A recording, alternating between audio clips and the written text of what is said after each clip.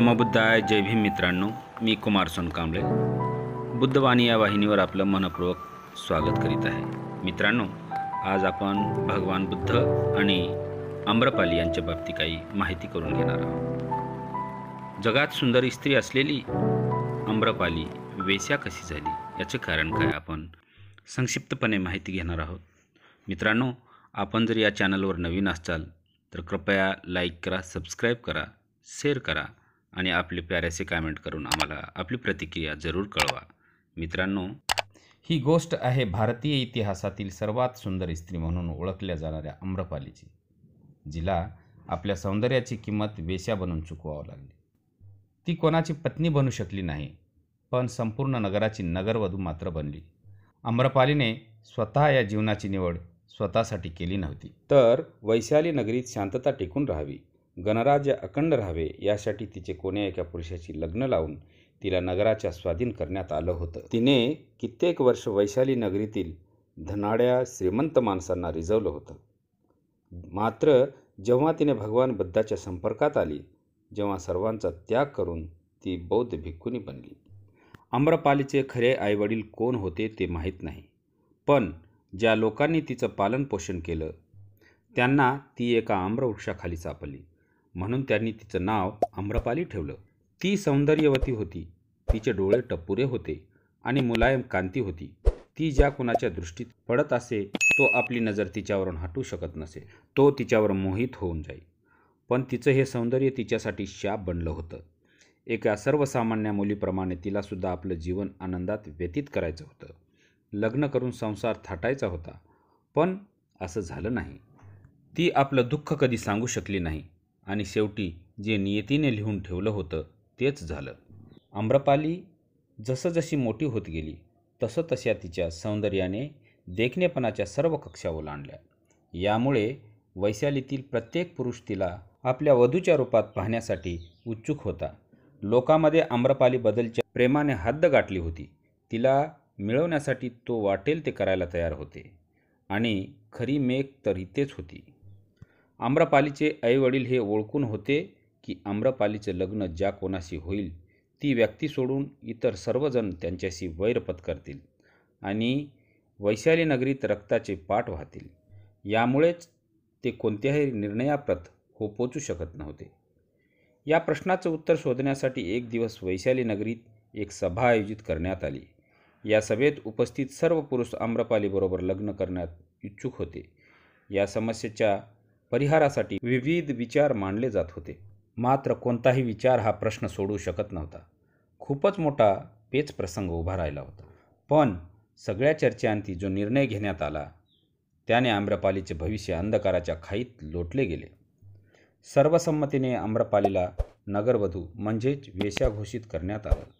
असं करण्यात आलं कारण उपस्थित सर्वजण वैशाली राजाचं प्रजासत्ताक राज्य असणं वाचू इच्छित होते आणि जर कोणा एकाला आम्रपाली मिळाली असती तर त्यांच्या एकतेत बाधा येऊ शकली असती.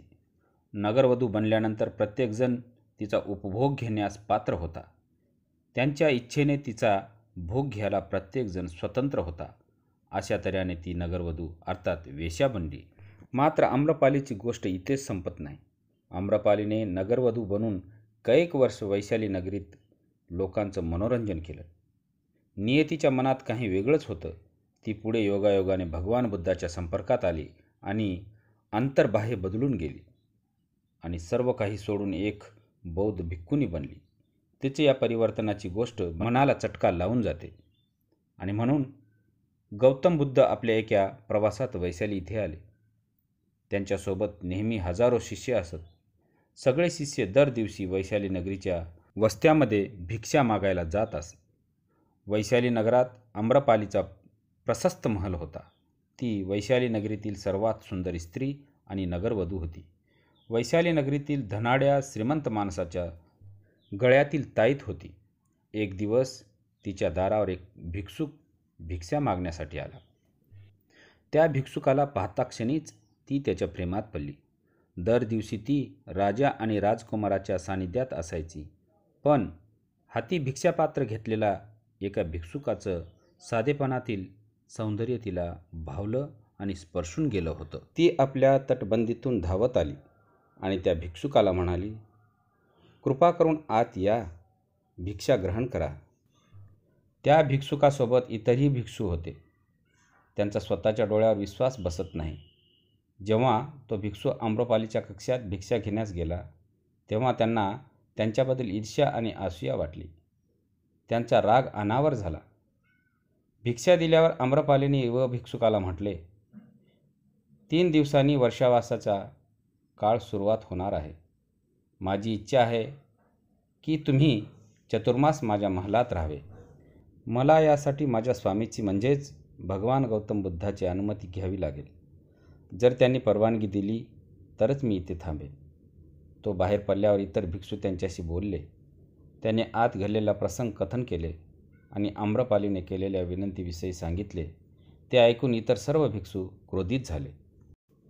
तो एक दिवस भिक्षा मागायला गेला तर त्यांना इतका क्रोध अनावर झाला होता आणि आम्रपालीने तर त्याला 4 महिने राहण्याची विनंती केली होती.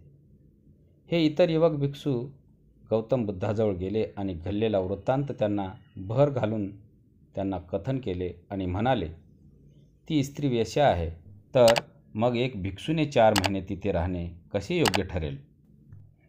मग तथागत बुद्ध म्हणाले, शांत व्हा, त्याला येऊ द्या.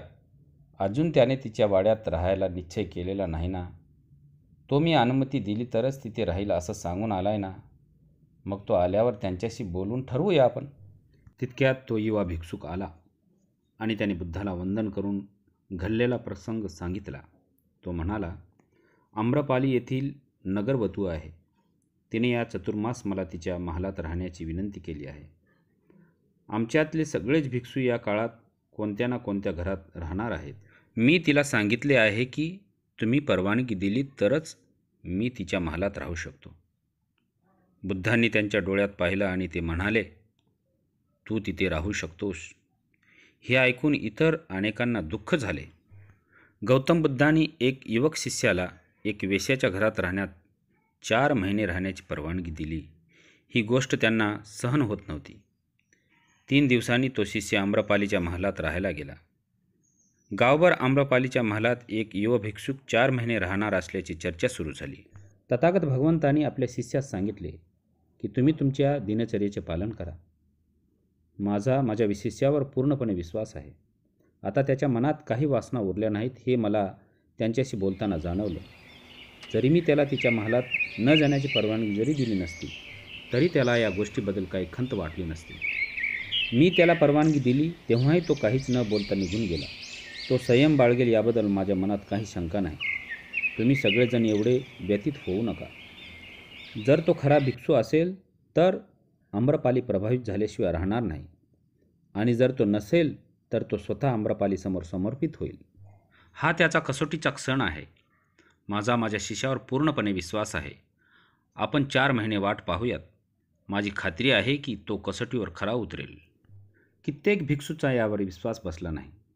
त्यांना वाटले बुद्ध उगाचाच त्यांच्यावर इतका विश्वास ठेवत आहेत.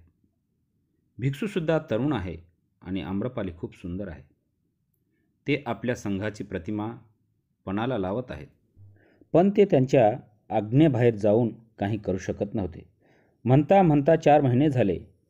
युवा भिक्षुक विहारात परत आला आणि त्यांच्या मागोमाग आम्रपालीसुद्धा विहारात प्रवेश करती झाली. तिने बुद्धाला वंदन केले आणि तिला भिक्षुनी गटात म्हणजेच महिला गटात प्रवेश द्यावा अशी विनंती केली. ती म्हणाली, मी या भिक्षुकाला हर तऱ्हेने माझ्याकडे आकर्षित करण्याचे प्रयत्न केले पण सगळे व्यर्थ ठरले. त्याच्या वागण्याने मला हे मानायला भाग पडला की तुमचे चरण हाच मुक्तीचा मार्ग आहे. मी माझ्या सगळ्या संपत्तीला भिक्षू संघाला दान म्हणून अर्पण करीत आहे. आम्रपालीच्या महालाचा उपयोग त्यानंतर चतुर्मासात सर्व भिक्षुकांना राहण्यासाठी केला जाऊ लागला. पुढे जाऊन ती बुद्धांच्या संघातील एक प्रतिष्ठित भिक्खिनीपैकी एक बनली. म्हणतात ना, परिसाच्या संगे लोह बिघडले सुवर्णची झाले. तसंच आम्रपालीला बुद्धांच्या रूपात परिस्पर्श झाला आणि तिचं अवघं जीवन बदलून गेलं. मित्रांनो, ही गोष्ट होती भारतीय इतिहासातील सर्वात सुंदर स्त्री म्हणून ओळखल्या जाणाऱ्या आम्रपालीची, जिला आपल्या सौंदर्याची किंमत वेश्या बनून चुकवावी लागली आणि शेवटी बुद्धाला ती शरण आली. प्रख्यात बौद्ध भिक्खुनी झाली. तर मित्रांनो, ही कथा नक्कीच आवडली असेल तुम्हाला. जर आपणास आवडल्यास कृपया आपण या बुद्धवाणी चॅनलला लाईक करा, सबस्क्राईब करा, जास्तीत जास्त शेअर करा आणि आपल्या प्रतिक्रिया आम्हाला जरूर कळवा. नमो बुद्धाय. जय भीम.